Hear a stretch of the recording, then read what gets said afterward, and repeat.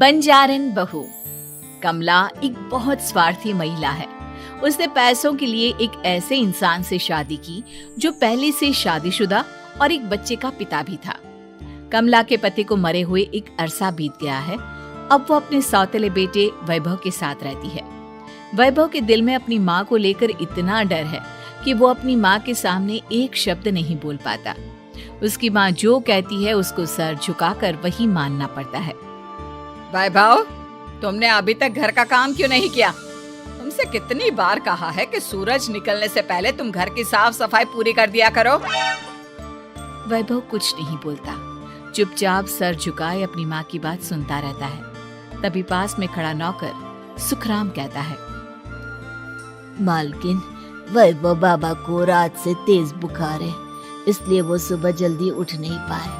उनके बदले मैं घर की साफ सफाई कर देता हूँ। इसे कोई बुखार नहीं है। मैं इसे अच्छी तरह से जानती हूँ। ये सब काम न करने के बहाने हैं। सुखराम काका, बोल दो इसे, सारे घर का काम यही करेगा।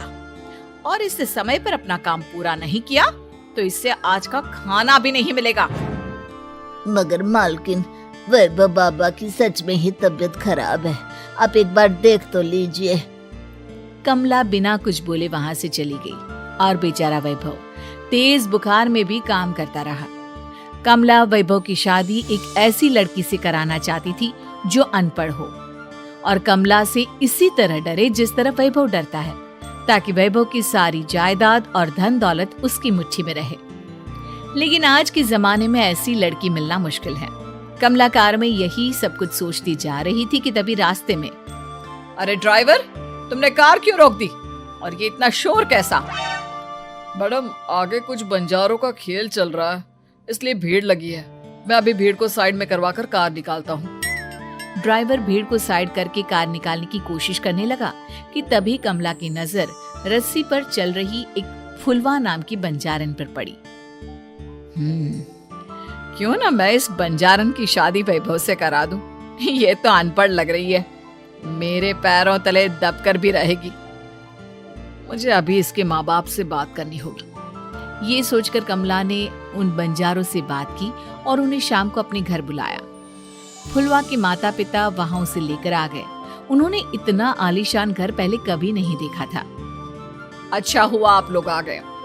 देखिए, मुझे घुमा फिरा कर बात करने की आदत नहीं है, इसलिए सीधे सीधे मुद्दे पर आती हूँ। मुझे आपकी बेटी बहुत पसंद है। मैं अपने इकलौते बेटे की शादी आपकी बेटी फुलवा से कराना चाहती हूँ। इसके बदले में आप जो चाहो वो ले सकती है। तभी फुलवा की माँ कहती है, ये क्या कह रही है मैम साहब? कहीं आप हमारी गरीबी का मजाक तो नहीं उड़ा रही ना? आप मेरे बेटे से मिल लो। अगर आपको मेरा बेटा पसंद आता है तो मैं कल से ही शादी की तैयारी शुरू कर दूंगी। सुखराम, सुखराम, वैभव को लेकर आओ। फुलवा अपनी माँ के कान में फुसफुसाती है, माँ, कहीं इस मेम साहब का छोरा पागल तो ना है? फुलवा अपनी माँ से बात कर रही होती है कि वैभव वहां आता है। फुलवा उसे देखती ही रह जाती है और उसके माता पिता उसकी शादी तय कर देते हैं। शादी वाले दिन किसी को फुलवा और वैभव की बेमेल विवाह की बात समझ में नहीं आती। फिर भी एक औरत कमला से पूछ ही लेती है, कमला जी, आपने अपने इकलौते बेटे की शादी देहाती गवार से क्यों करा दी? ये बंजारन आपके घर की बहू बनने लायक तो नहीं है। कम से कम अपने स्टेटस का ही ख्याल कर लिया होता। बहू तो अपने टक्कर की लाती, आपने तो बंजारन को ही बहू बना लिया। अब कमला को समझ में नहीं आ रहा था कि इस बात का क्या जवाब दे। वो कुछ देर चुप रही और सोच समझ कर कहती है, बहन जी, आपको तो पता है आजकल के बच्चे किसी की बात कहाँ सुनते हैं। मैं तो अपनी बहू एक पढ़ी लिखी और अपनी सोसाइटी की ही ढूंढ रही थी। लेकिन मेरे बेटे ने मेरे सामने इस बंजारन को लाकर खड़ा कर दिया। बोला कि मैं शादी करूंगा तो इसी से। अब भला मैं क्या करती? मुझे अपने बेटे के सामने झुकना ही पड़ा। कमला की ये बातें सुखराम भी सुन रहा था। उसने ये सारी बातें वैभव को जाकर बता दी। काका, मैं तो फुलवा को जानता भी नहीं, फिर माँ मेरे बारे में झूठ क्यों कह रही है? अरे बेटा, तुम कितने भोले हो, तुम्हें कुछ भी नहीं पता। तुम्हारे पिता अपनी सारी संपत्ति तुम्हारे नाम करके गए हैं। तुम्हारी माँ नहीं चाहती कि ये संपत्ति तुम्हें मिले, इसलिए उन्होंने तुम्हारी अनपढ़ लड़की से शादी करवाई ताकि तुम्हारी तरह वो भी अपने हक के लिए आवाज ना उठा सके। सुखराम काका, मैं क्या करूं, आप ही बताओ। माँ के सामने आते ही मेरे हाथ पैर कांपने लगते हैं। मैं माँ को कुछ भी नहीं कह पाता। वे दोनों बात कर ही रहे थे कि अचानक कमला वहां गई। कमला को देखकर दोनों घबरा गए। तुम दोनों फिर कभी बातें कर लेना, अभी फेरों का समय हो गया है, चलो जल्दी आओ। इस तरह फुलवा और वैभव की शादी हो गई। अगले दिन कमला ने फुलवा को बुलाया और उसे नसीहत देने लगी। देख बंजारन, तुझे मैंने अपनी बहू बना तो लिया है, लेकिन तुझे इस घर में आँख कान मुंह बंद करके रहना होगा। घर का काम कर और अपने पति से मतलब रख, समझी? कमला का ऐसा रवैया फुलवा को बिल्कुल समझ में नहीं आया। उसने वैभव से इस बारे में बात की। सुनिए ना, माँ जी ने जिस तरह मुझसे बात की मुझे अच्छा नहीं लगा। शादी से पहले तो वो मुझसे बहुत अच्छे से बात कर रही थी, लेकिन शादी के बाद उन्हें क्या हो गया? तुम ज्यादा मत सोचो, जैसा माँ कहती है वैसा ही करो। ये कहकर वैभव वहां से चला गया। अगले दिन वैभव को घर के नौकरों की तरह काम करता देख फुलवा को बहुत हैरानी हुई। फुलवा ने इस बारे में सुखराम काका से बात की तो सुखराम काका ने फुलवा को सारी बात बता दी। अब फुलवा को समझ में आ गया कि उसकी सास ने एक बंजारन को बहू क्यों बनाया। एक दिन वैभव घर का काम कर रहा था, तभी उससे कांच की प्लेट टूट गई। किसने गिराई ये कांच की प्लेट? वैभव को वहां खड़ा देख कमला ने छड़ी से उसे मारना शुरू कर दिया। उसके पैर में कांच चुभ गया और खून बहने लगा, लेकिन फिर भी कमला उसे मारे जा रही थी। ये देखकर फुलवा ने कमला के हाथ से छड़ी छीन ली और तोड़कर फेंक दी। बंजारन, तेरी इतनी हिम्मत, तूने मेरे हाथ से छड़ी छीनी? कमला फुलवा को थप्पड़ मारने ही वाली थी कि फुलवा उसका हाथ पकड़ लेती है। ओ सस माँ, मैंने मॉम की गुड़िया ना समझ लियो। बंजारन हो बंजारन, ईंट का जवाब पत्थर से देना जानती हूँ। आज के बाद मेरे या वैभव जी के ऊपर हाथ उठाने की सोचियो भी ना, समझी ससु माँ? ये कहकर फुलवा वैभव को लेकर वहां से चली गई। उसने वैभव के पैर पर पट्टी बांधी, उसके आंसू पोंछे। वैभव ने पहली बार किसी के दिल में अपने लिए इतना प्यार महसूस किया। अब फुलवा वैभव का हर काम में हाथ बटाती, उसका बहुत ख्याल रखती। इस तरह दोनों बहुत ज्यादा नजदीक आ गए। वहीं दूसरी ओर कमला सारी जायदाद अपने नाम करने की साजिश करने लगी। और एक दिन, वैभव, जल्दी बाहर आओ। कमला की आवाज सुनकर वैभव और फुलवा अपने कमरे से बाहर आ गए। जी माँ, आपने बुलाया? ये ले, इन कागजों पर साइन कर दे। वैभव कागजों पर साइन करने ही वाला था कि फुलवा वैभव के हाथ से पेन छीनकर कहती है, ना वैभव जी, आप इस पर हस्ताक्षर नहीं करेंगे। आओ बंजारन, मैं तुझसे बात नहीं कर रही। ये बात मेरे और मेरे बेटे के बीच की है। चुपचाप पेन दे दे, नहीं तो तेरी खाल उधेड़ लूंगी। ससु माँ, बंजारन की खाल इतनी भी ढीली ना होवे कि कोई भी उधेड़ लेवे। जो यकीन ना आता हो तो देख ले उतार के। और हाँ, बंजारन जरूर हूँ पर अनपढ़ ना हूँ। मन्ने भी पता है कि किसी भी कागज पर साइन करने से पहले उसे अच्छी तरह पढ़ लेवे। पेन देती है या नहीं? ये कहकर कमला फुलवा को मारने आई तो फुलवा ने कमला को धक्का दे दिया और वो नीचे गिर गई। कमला डरकर वहां से भाग गई। अब फुलवा ने वो कागज उठाए और वैभव के साथ सीधा वकील के पास चली गई।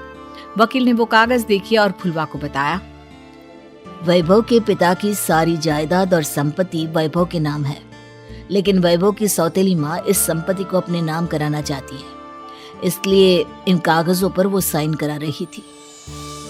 तो अब हमें क्या करना चाहिए वकील साहब? वकील ने फुलवा और वैभव को सब कुछ अच्छी तरह से समझा दिया। अब दोनों घर पर पुलिस को लेकर पहुंचे। कमला पुलिस को देखकर घबरा गई। पुलिस ने कहा, आपके नाम की कंप्लेंट हुई है, आपको हमारे साथ थाने चलना होगा। कंप्लेंट? कैसे कंप्लेंट? आप अपने सौतेले बेटे पर बहुत अत्याचार करती हो, धोखे से सारी जायदाद अपने नाम करा रही थी। अब नहीं इंस्पेक्टर साहब, जरूर ये मेरी बहू की कोई साजिश है, इससे गलत कंप्लेंट की है। मैडम, शिकायत आपकी बहू ने नहीं बल्कि आपके बेटे वैभव ने की है। कमला वैभव का नाम सुनकर दंग रह गई। जिस बेटे ने कभी उसके सामने सर नहीं उठाया था, आज वही बेटा उसके सामने पुलिस को ले आया है। वैभव, तुम्हारी इतनी हिम्मत कि तुम पुलिस को ले आए? हाँ माँ, मैं लाया हूँ पुलिस को, और मेरे अंदर इतनी हिम्मत कभी ना आती अगर फुलवा मेरा साथ ना देती। आपने बंजारन बहू को लाकर अपने ही पैर पर कुल्हाड़ी मारी है माँ। मैडम, अब की बात खत्म हो गई हो तो चलो हमारे साथ। वैभव, मुझे माफ कर दो, मुझे थाने मत भेजो।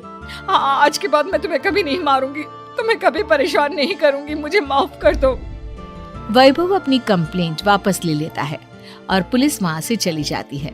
वैभव अपनी सौतेली माँ से कहता है, मैंने पुलिस को वापस तो भेज दिया है, लेकिन मैं आपको माफ नहीं कर सकता। आपने बचपन से आज तक कभी मेरे सर पर हाथ नहीं रखा, हमेशा मुझे मारती रही, नौकरों की तरह बर्ताव करती रही। आप इस घर में नहीं रह सकती, चली जाइए यहाँ से।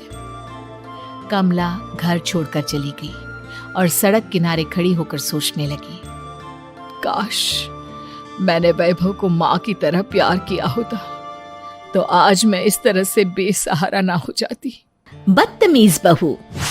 सभ्यता से भरपूर शास्त्री परिवार की इकलौती बेटी मोहिनी को बचपन में ही पढ़ाई के लिए विदेश भेज देते हैं, जहां से वो सालों बाद ग्रेजुएशन पूरी करके इंडिया वापस आती है, जो अब संस्कार, सभ्यता, संस्कृति जैसी चीजों से कोसों दूर होती है। एक सुबह मोहिनी शॉर्ट ड्रेस पहने, कानों में हेडफोन लगाए जोर जोर से इंग्लिश गाने गाती हुई घर में घूम रही होती है। सुबह सुबह भगवान का नाम लेते हैं, राक्षसों की तरह चिल्लाते नहीं। पॉप्स, आपको अच्छे गाने की बिल्कुल समझ नहीं है, so take a chill pill. अरे मोहिनी, पापा से ऐसे बात करते हैं क्या? सारी तमीज भूल गई हो? ओह मॉम प्लीज, इतनी बड़ी भी कोई बात नहीं हुई, सो डोंट ओवररिएक्ट। ऐसे ही दिन बीतते हैं जिसमें मोहिनी के तौर तरीके, रहने और बात करने का ढंग उसकी मम्मी पापा को परेशान करने लगता है। भला कोई मानेगा कि ये मेरी बेटी है? रीति रिवाज और संस्कारों से तो इसका दूर दूर तक कोई नाता नहीं, और अब तो लगता भी नहीं कि कभी होगा। अरे ऐसे कैसे नहीं होगा? लड़कियां सारे नखरे अपने माँ बाप को ही दिखाती है, ससुराल जाकर उन्हें सब कुछ करना भी पड़ता है और मानना भी। पत्नी की बात शास्त्री जी समझ जाते हैं और कुछ ही दिनों में अपने से भी ज्यादा धार्मिक परिवार में निखिल के साथ मोहिनी का रिश्ता पक्का कर देते हैं। रिश्ता तो पक्का कर दिया, पर यहाँ मोहिनी को कैसे मनाएंगे? शादी ब्याह के मामले में आटे में नमक जितना झूठ तो चलता है जी। इसी तरह एक के बाद एक तिकड़म लगाते हुए दोनों मिलकर मोहिनी को शादी के लिए तैयार कर लेते हैं और मोहिनी निखिल की शादी हो जाती है, जिसके अगले दिन से ही मोहिनी दोबारा अपने पूरे अवतार में शॉर्ट ड्रेस पहनकर घर में घूमने लगती है। बहू को ऐसे देख सास की आंखें फटी की फटी रह जाती हैं। अरे ये क्या बेशर्मी है, हमारे घर की लड़कियां जींस तक नहीं पहनती और तुम बहू होकर इतने छोटे कपड़े पहनकर पूरे घर में घूम रही हो। सीरियसली मॉम, प्लीज आप अपनी इस 80 के दशक वाली सोच में मुझे इंक्लूड मत करो। हाय तौबा, एक तो बेशर्मी दिखाती है, ऊपर से सास के साथ जुबान भी लड़ाती है। अरे जल्दी कपड़े बदल कर आ, घर की पहली आरती तुम्हें ही करनी है। इतनी देर में निखिल भी वहाँ आ जाता है। माँ, पापा आने वाले हैं, पूजा का सारा सामान तैयार है ना? ये पूजा हमेशा मेरे बॉयफ्रेंड्स के पीछे पड़ी रहती थी और अब हस्बैंड के पीछे भी आ गई। मोहिनी की बातें सुन सास तो अपना सिर पकड़ लेती है, लेकिन निखिल किसी न किसी तरह उसे पूजा के लिए कन्विंस करके कपड़े चेंज करने के लिए भेज देता है, जिस पर पूजा खत्म होने के बाद वो एक बार फिर अपनी शॉर्ट ड्रेस में आ जाती है। बहू, ये क्या तरीका है? संस्कार नाम की कोई चीज है या नहीं? नहीं ससुर जी, संस्कार मेरा दूसरा बॉयफ्रेंड था। अब तो मेरा उससे कोई कांटेक्ट नहीं है। मोहिनी का जवाब सुन के ससुर तो भगवान नाम जपते वहां से चले जाते हैं, लेकिन सास बहू के बीच कहासुनी फिर शुरू हो जाती है, जिसे इग्नोर करते हुए मोहिनी घर से बाहर चली जाती है और देर रात घर वापस आती है। मोहिनी, मैं जानता हूँ कि तुम विदेश में रही हो और तुम्हें वहीं की आदत है, पर यहाँ चीजें कुछ अलग है। अगर तुम उस हिसाब से कुछ एडजस्ट कर लो तो सबके लिए सही हो जाएगा। I am not in a lecture mood. Good night. अगली सुबह मोहिनी देर से उठकर एक बार फिर उसी तरह सबके सामने आती है, जिस पर उसकी सास कुछ बोले उससे पहले ही मोहिनी की दोस्त मोनिका और रेचल वहां आ जाती हैं। Oh, hi, darling. How are you? OMG, we missed you so much. I missed you too, darling. Ram Ram, इन्होंने तो तुमसे भी छोटे कपड़े पहने हैं। अरे तुम लोगों के अंदर कोई शर्म लिहाज बाकी भी है या सब बेच खाई? मोहिनी, तुम्हारी मेड कुछ ज्यादा नहीं बोलती? इस पर मोहिनी की दोस्त उसकी सास का मजाक बनाने लगती है, जिसे सुन निखिल उन्हें जवाब देते हुए कड़वे शब्द सुना देता है और वो सुन के वो दोनों तो मुंह बनाए वहां से चली जाती है, लेकिन गुस्से से लाल मोहिनी वहीं खड़ी निखिल को घूरती रहती है। घूर क्या रही हो?